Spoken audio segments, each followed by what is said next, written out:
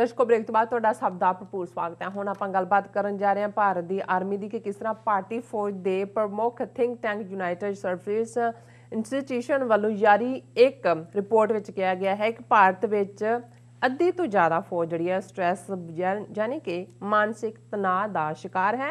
जे अद्धी भारत फौज मानसिक दबाव थले है तो फिर ये फौज चीन ते पाकिस्तान नाल किस तरह लड़ेगी।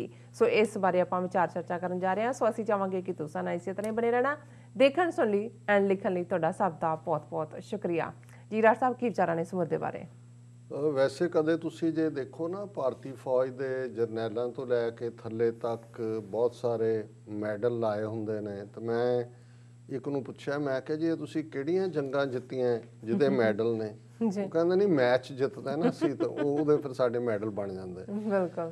ਹੁਣ ਜਦੋਂ ਇਹਨਾਂ ਦੇ ਪੁਰਾਣੇ ਜਰਨੈਲਾਂ ਤੋਂ ਲੈ ਕੇ ਜਦੋਂ ਤੱਕ ਇਹ ਵਿਪਨ ਰਾਵਤ ਜਾਂ ਹੁਣ ਨਰਵਾਣੇ ਆਇਆ, ਉਸ ਤੋਂ ਪਹਿਲਾਂ ਵਿਕਰਮ ਸਿੰਘ, ਉਸ ਤੋਂ ਪਹਿਲਾਂ ਜਿਹੜਾ ਹੁਣ ਇੱਕ ਮਲਿਕ ਇਹਨਾਂ ਦੇ ਵਜ਼ੀਰ ਬਣਾਇਆ ਹੋਇਆ ਮੋਦੀ ਨੇ, ਤੇ ਇਹਨਾਂ ਨੇ ਜਿਹੜੀ ਹੈ ਉਹ ਡਬਲ ਜਿਹੜੀ ਹੈ ਵਾਰ ਔਰ ਜਿਹੜੀ ਉਹਨੂੰ पता नहीं किहड़ी वारफेयर डॉक्ट्रीन कहण लग गए कि जी असी साइमल्टेनियसली इक्को वेले चीन और पाकिस्तान टू प्रॉन्ग वॉर उन्हां दे नाल असी साइमल्टेनियसली लड़न की समर्था रखते हैं और विक्टरी की समर्था जिहड़ा असी विक्टोरीअस होवांगे।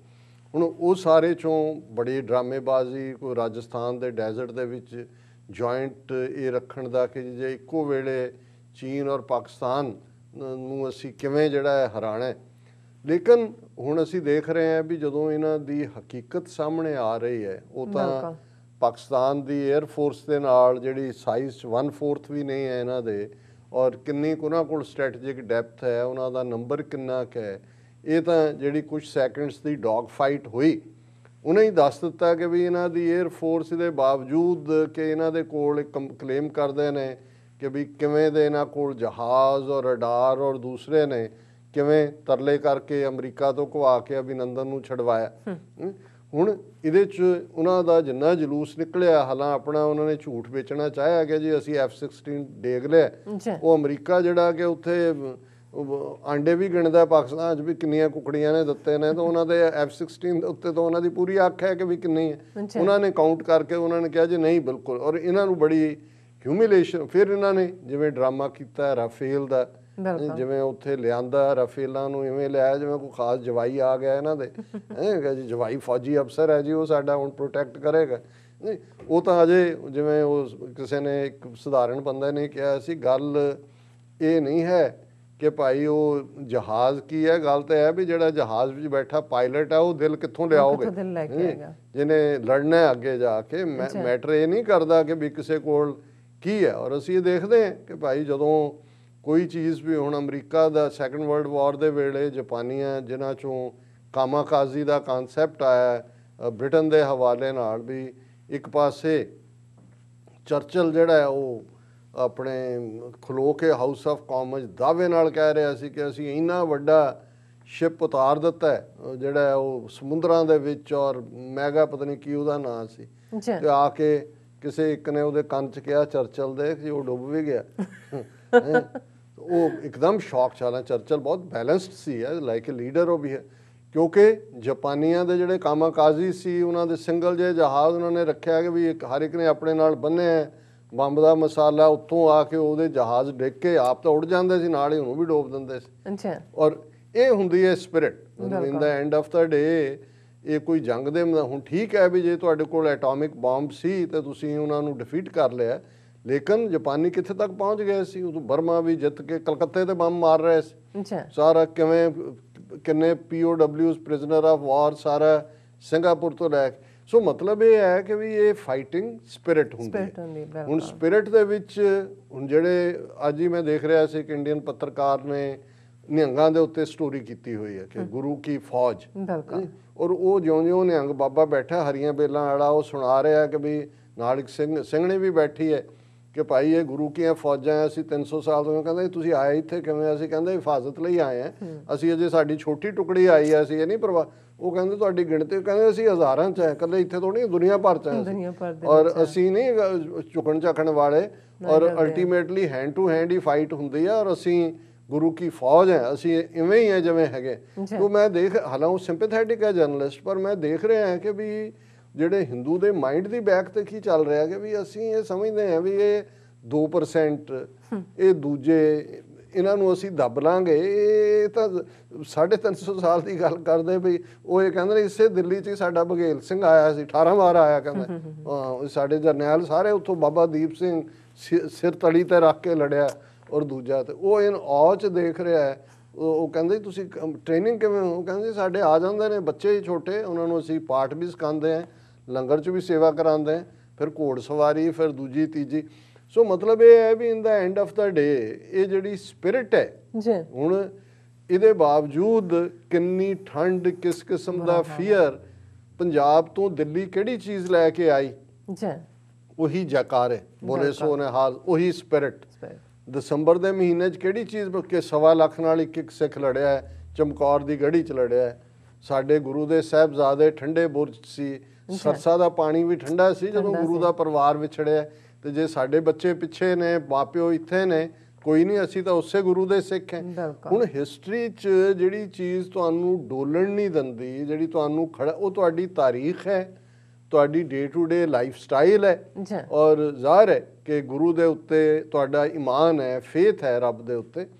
ਹੁਣ ਭਾਰਤੀ ਫੌਜ ਦੀ ਗੱਲ, ਹੁਣ ਇੱਕ ਪਾਸੇ ਤਾਂ ਇਹ 2 ਪ੍ਰੋਂਗ ਵਾਰ, ਹੁਣ ਹਾਲ ਇਹਨਾਂ ਦਾ ਕੀ ਹੋਇਆ ਹੈ ਵੀ ਨਾਰਥ ਈਸਟ ਸਾਰਾ ਫੌਜ ਦੇ ਸਿਰ ਤੇ ਰੂਲ ਕਰ ਰਹੇ ਨੇ। 1 ਮਿਲੀਅਨ ਫੌਜ ਕਸ਼ਮੀਰ 'ਚ ਰੱਖੀ ਹੈ। ਬੇਸ਼ੱਕ ਆਪਣੇ ਵੱਲੋਂ ਇਹ ਕਸ਼ਮੀਰੀਆਂ ਦਾ ਜਿਹੜਾ ਮਨੋਬਲ ਤੋੜਨ ਦੀ ਕੋਸ਼ਿਸ਼ ਕਰ ਰਹੇ ਨੇ, ਪਰ ਹੋ ਉੱਥੇ ਕੀ ਰਿਹਾ ਹਰ ਇੱਕ ਨੂੰ ਪਤਾ ਹੈ।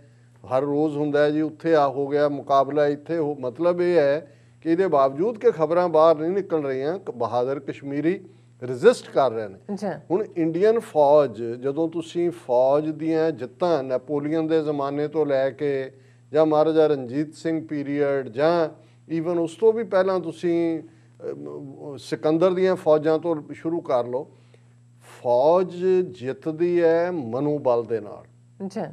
ਮੋਰਾਲ ਜਿਹਨੂੰ ਕਹਿੰਦੇ ਨੇ, ਮੋਰਾਲ ਦੇ ਵਿੱਚ ਕਈ ਕੁਛ ਆ ਜਾਂਦਾ, ਸਪਿਰਿਟ ਵੀ, ਫਿਰ ਕਾਜ਼ ਵੀ ਕਿ ਤੁਸੀਂ ਲੜ ਕੇ ਦੇ ਲਈ ਰਹੇ ਹੋ।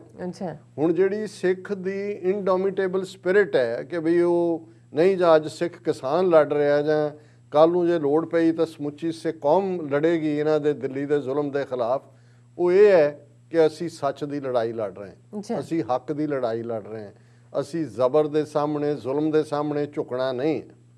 ਇਹ ਹੈ ਸਪਿਰਿਟ। ਪਰ ਜਦੋਂ ਤੁਸੀਂ ਮਰਸਨਰੀ ਆਰਮੀਜ਼ ਰੱਖਦੇ ਹੋ, ਜਿਹੜੀ ਫੌਜ ਤਨਖਾਹਦਾਰ ਬਣਾ ਕੇ ਤੁਸੀਂ ਉਹਨਾਂ ਨੂੰ ਉੱਥੇ ਸੁੱਟਦੇ ਹੋ ਜਿੱਥੇ ਜਿਹੜੀ ਉਹਨਾਂ ਦੀ ਲੜਾਈ ਨਹੀਂ ਹੈ। ਆਪਣੇ ਦੇਸ਼ ਦੇ ਲੋਕਾਂ, ਇੱਕ ਪਾਸੇ ਤੁਸੀਂ ਕਹਿੰਦੇ ਹੋ ਜੀ ਕਸ਼ਮੀਰ ਸਾਡਾ ਜਿਹੜਾ ਹੈ ਉਹ ਅਟੂਟ ਅੰਗ ਹੈ, ਅਟੂਟ ਅੰਗ, ਫਿਰ ਤੁਸੀਂ ਫੌਜ ਰਾਹੀਂ ਉਹਨਾਂ ਨੂੰ, ਜੇ ਤੁਹਾਡੇ ਹੀ ਅੰਗ ਨੇ ਉਹ, ਆਪਣੇ ਟੱਬਰ ਦੇ ਲੋਕਾਂ ਨੂੰ ਤਾਂ ਨਹੀਂ ਤੁਸੀਂ ਫੌਜ ਨਾਲ ਮਾਰਦੇ। ਤੁਸੀਂ ਜੂਨ 84 'ਚ ਫੌਜਾਂ ਚਾੜ ਕੇ ਦਰਬਾਰ ਸਾਹਿਬ ਢਾਇਆ, ਹਜ਼ਾਰਾਂ ਸਿੱਖ ਮਾਰੇ। ਫੌਜ ਆਪਣੇ ਲੋਕਾਂ ਦੇ ਉੱਤੇ, ਅਮਰੀਕਾ 'ਚ ਜਿਸ ਕਿਸਮ ਦੀ ਮਰਜ਼ੀ ਬਦਤਰ ਸਿਚੁਏਸ਼ਨ ਹੋ ਰਹੀ ਹੋਏ, ਜੇ ਫੌਜੀ ਚੀਫ ਨੂੰ ਲੱਗਾ ਕਿ ਵੀ ਨਹੀਂ ਹੈ, ਇਹ ਪ੍ਰੋਟੈਸਟ ਹੋ ਰਹੇ ਸੀ ਨੇਸ਼ਨ ਭਰ ਦੇ ਵਿੱਚ, ਜਿਹੜਾ ਉਹਨੂੰ ਲਾਣਾ ਚਾਹੁੰਦੇ ਸੀ ਉਹਨਾਂ ਨੂੰ, ਨੈਸ਼ਨਲ ਗਾਰਡਸ ਨੂੰ, ਉਹਨੇ ਕਿਹਾ ਨੋ। ਹੁਣ ਬੇਸ਼ੱਕ ਅਸੀਂ ਕਹਿੰਦੇ ਹਾਂ ਜੀ ਅੰਦਰ ਕਿਵੇਂ ਵੜ ਗਈ ਕੈਪੀਟਲ ਹਿੱਲ ਦੇ ਵਿੱਚ, ਦੂਜਾ ਹੁਣ ਉਹੀ ਜਿਹੜੇ ਸੀ, ਜਿਹੜੇ ਸਾਰੇ ਹਥਿਆਰਬੰਦ ਸੀ ਡਿਫੈਂਡ ਕਰਨ ਲਈ, ਉਹਨਾਂ ਨੇ ਗੋਲੀਆਂ ਤਾਂ ਨਹੀਂ ਚਲਾਈਆਂ, ਨਹੀਂ ਤਾਂ ਢੇਰ ਲੱਗੇ ਹੁੰਦੇ ਲਾਸ਼ਾਂ ਦੇ, ਕਿੰਨੇ ਅੰਦਰ ਚਲੇ ਜਾਂਦੇ। ਕਿਉਂਕਿ ਇਹ ਹੈ ਕਿ ਵੀ ਇਹ ਸਾਡੇ ਆਪਣੇ ਦੇਸ਼ ਦੇ ਲੋਕ ਨੇ, ਬੇਸ਼ੱਕ ਉਹ ਗਲਤ, ਹੁਣ ਕੇਸ ਬਣ ਰਹੇ ਨੇ, ਗ੍ਰਿਫਤਾਰੀਆਂ ਵੀ ਹੋ ਰਹੀਆਂ, ਤੇ ਇਹਨਾਂ ਨੇ ਕੀ ਨਹੀਂ ਕੀਤਾ ਹੈ। ਉਹ ਇੱਕ ਜਲਿਆਂਵਾਲੇ ਬਾਗ ਲਈ ਅੰਗਰੇਜ਼ਾਂ ਨੂੰ ਅਸੀਂ ਅੱਜ ਤੱਕ ਭੰਡਦੇ ਹਾਂ, ਇਹਨਾਂ ਨੇ ਕਿੰਨੇ ਜਲਿਆਂਵਾਲੇ ਬਾਗ ਕੀਤੇ ਨੇ 72-73 ਸਾਲ। ਹੁਣ ਉਸ ਫੌਜ ਦਾ ਹਾਲ ਕੀ ਹੈ ਇਸ ਵੇਲੇ, ਇਹ ਕੋਈ ਅਸੀਂ ਨਹੀਂ ਕਹਿ ਰਹੇ, ਕੋਈ ਅਮਰੀਕਾ ਦੀ ਜਾਂ ਕੋਈ ਵਲਾਇਤ ਦੀ ਜਾਂ ਕੋਈ ਪਾਕਿਸਤਾਨ ਦੀ ਜਿਹੜੀ ਹੈ ਉਹ ਇਨਵੈਸਟੀਗੇਟਿਵ ਟੀਮ ਨਹੀਂ ਕਹਿ ਰਹੀ, ਇਹਨਾਂ ਦਾ ਫੌਜ ਦਾ ਆਪਣਾ ਥਿੰਕ ਟੈਂਕ ਹੈ, ਯੂਨਾਈਟਿਡ ਸਰਵਿਸਿਜ਼ ਇੰਸਟੀਟਿਊਸ਼ਨ, ਉਹਨਾਂ ਦੀ ਰਿਪੋਰਟ ਔਰ ਉਹਨਾਂ ਦਾ ਮੀਡੀਆ ਰਿਪੋਰਟ ਕਰ ਰਿਹਾ। ਔਰ ਹੈਡਲਾਈਨ ਇਹਨਾਂ ਦੀ ਆਪਣੀ ਹੈ ਜਿਹੜੀ ਅਸੀਂ ਚੁਣੀ ਹੈ, half of army under stress says military think tank, more dying due to suicides, fratricides and other factors. ਕਿ ਅੱਧੀ ਫੌਜ ਇਸ ਵੇਲੇ ਮਾਨਸਿਕ ਤਣਾਅ ਦਾ ਸ਼ਿਕਾਰ ਹੈ, ਬਹੁਤੇ ਫੌਜੀ ਮਰ ਰਹੇ ਨੇ ਸੁਸਾਈਡ ਕਰਕੇ, ਖੁਦਕੁਸ਼ੀ ਇਹ ਵੀ ਮੈਂਟਲ ਸਟ੍ਰੈਸ ਚੋਂ ਹੀ ਹੁੰਦਾ ਹੈ। ਅੱਛਾ। ਫਰੈਟਰੀਸਾਈਡ ਕਿ ਭਾਈ ਕਿਸੇ ਨੇ ਅਫਸਰ ਨੂੰ ਮਾਰਤਾ, ਕਿਸੇ ਨੇ ਫੈਲੋ ਕਲੀਗਸ ਨੂੰ ਮਾਰਤਾ, ਜਦੋਂ ਤੁਸੀਂ ਦਿਮਾਗੀ ਤੌਰ ਤੇ ਤੁਹਾਡਾ ਤਵਾਜ਼ਨ ਠੀਕ ਨਹੀਂ ਹੈ, ਔਰ ਬਾਕੀ ਫੈਕਟਰਸ। ਹੁਣ ਇਹਦੀ ਔਰ ਇਹ ਡੀਟੇਲ ਹੈ ਇਹਦੀ, every year the army loses its personnel to suicides, fratricides and untoward incidents. In the past 2 decades there has been a significant increase in their stress levels ਕਿ ਇਹਨਾਂ 2 ਦਹਾਕਿਆਂ 'ਚ ਬਹੁਤ ਜ਼ਿਆਦਾ ਸਟ੍ਰੈਸ ਵਧੀ ਹੈ।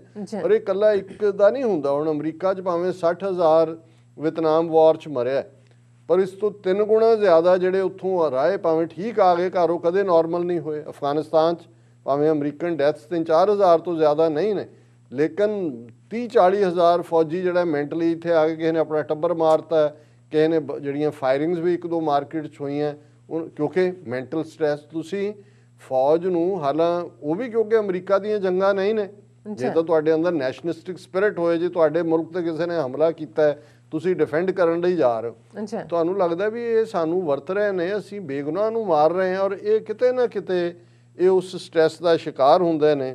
ਔਰ ਹੁਣ ਰਿਪੋਰਟ ਦੇ ਵਿੱਚ ਕੀ ਹੈ? Report blame prolonged exposure to counter-terrorist environment as one of the contributing factors for increased stress levels।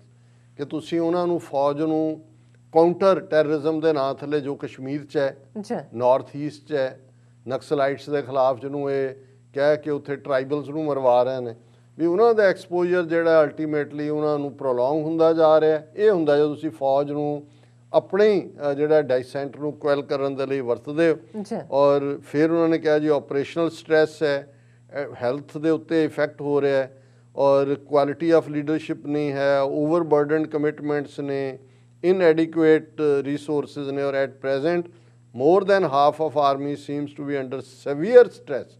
ਕੱਲੀ ਸਟ੍ਰੈਸ ਨਹੀਂ, ਸਵੀਅਰ, ਸਖਤ। ਅੱਧੀ ਫੌਜ ਤਾਂ ਕੰਡਮ ਕਰ ਦਿਓ, ਬਾਕੀ ਅੱਧੀ ਸਵੀਅਰ ਨਹੀਂ ਹੋਏਗੀ, ਲਾਈਟਰ ਸਟ੍ਰੈਸ ਹੋਏਗੀ। ਔਰ ਇਹ ਜਿਹੜਾ ਆਪਰੇਸ਼ਨਲ ਔਰ ਨਾਨ ਆਪਰੇਸ਼ਨਲ ਰੀਜ਼ਨਸ ਨੇ, ਔਰ ਇਹ ਯੂਨਾਈਟਿਡ ਸਰਵਿਸ ਇੰਸਟੀਚਿਊਟ ਇਹਨਾਂ ਦਾ ਮਿਲਟਰੀ ਦਾ ਥਿੰਕ ਟੈਂਕ ਹੈ। ਔਰ ਉਹਨਾਂ ਨੇ ਕਿਹਾ ਕਿ ਵੀ ਇਸ ਰਿਪੋਰਟ ਨੂੰ ਤੁਸੀਂ ਉਹਨਾਂ ਦੇ ਵੈਬਸਾਈਟ 'ਤੇ ਵੀ ਦੇਖ ਰਹੇ ਹੋ, ਔਰ ਉਹਦਾ ਨਾਂ ਹੀ ਹੈ prevailing stress levels in Indian army due to prolonged exposure to counter insurgency, counter terrorism environment. ਔਰ ਇਹ ਅਕਤੂਬਰ 2020 ਦੇ ਵਿੱਚ ਇਸ ਥਿੰਕ ਟੈਂਕ ਨੇ ਰਿਪੋਰਟ ਤਿਆਰ ਕੀਤੀ, ਔਰ ਉਹਦੇ 'ਚ ਫਿਰ ਉਹਨਾਂ ਨੇ ਲੰਬੇ ਹੋਰ ਵੀ ਕਈ ਰੀਜ਼ਨ ਦਿੱਤੇ ਨੇ ਕਿ ਜੀ denial of leave, excessive engagement, domestic problems, humiliation by seniors, lack of dignity, unreasonable restrictions on use of mobiles, ਇਹ ਸਾਰੇ ਰੀਜ਼ਨ ਨੇ। ਪਰ ਅਸੀਂ ਤਾਂ ਇਹੀ ਕਹਿਣਾ ਚਾਹੁੰਦੇ ਹਾਂ ਕਿ ਭਾਰਤ ਮਾਂ ਦੇ ਇਸ ਪੁੱਤਰ, ਜੇ ਇਹਨਾਂ ਦੀ ਗਿਣਤੀ 2 ਮਿਲੀਅਨ ਹੈ ਫੌਜ ਦੀ, 1 ਮਿਲੀਅਨ ਤਾਂ ਵੈਸੇ ਜਿਵੇਂ ਪੰਜਾਬੀ 'ਚ ਕਹਿੰਦੇ ਕੰਡਮ ਹੋ ਗਏ, ਉਹ ਤਾਂ ਇੱਕ ਦੂਜੇ ਨੂੰ ਹੀ ਮਾਰਨ ਤੇ ਲੱਗੇ ਹੋਏ ਨੇ, ਫਰੈਟਰੀਸਾਈਡਲ ਐਂਡ ਸੁਸਾਈਡ ਐਂਡ ਦੂਜਾ। ਤੇ ਬਾਕੀ ਮਿਲੀਅਨ ਜੇ ਹੁਣ ਨਾਲ ਇੱਕ ਸ਼ਦਾਈ ਹੋਏ ਤੇ ਦੂਜਾ ਤਾਂ ਵੈਸੇ ਹੀ ਬਹਿ ਕੇ ਸ਼ਦਾਈ ਹੋ ਜਾਂਦਾ। ਸੋ ਹੁਣ ਇਹਨਾਂ ਦਾ ਅੰਦਾਜ਼ਾ ਲਾ ਲਓ ਵੀ ਇਹ ਭਾਰਤ ਮਾਂ ਦੇ ਸਪੁੱਤਰ ਕਿੱਥੇ ਲੜਨਗੇ, ਇੱਕ ਦੂਜੇ ਦੇ ਗਲ ਜ਼ਰੂਰ ਪੈਣਗੇ। ਬਿਲਕੁਲ, ਨੋ ਡਾਊਟ। ਡਾਕਟਰ ਸਾਹਿਬ ਤੁਹਾਡਾ ਬਹੁਤ ਬਹੁਤ ਸ਼ੁਕਰੀਆ ਸਾਥ ਲੈਣੇ ਬ੍ਰੇਕ। ਵਿਊਅਰਸ ਤੁਸੀਂ ਕਿਤੇ ਨਹੀਂ ਜਾਣਾ, ਮਿਲਦੇ ਹਾਂ ਛੋਟੇ ਜਿਹੇ ਵਕਫੇ ਤੋਂ ਬਾਅਦ।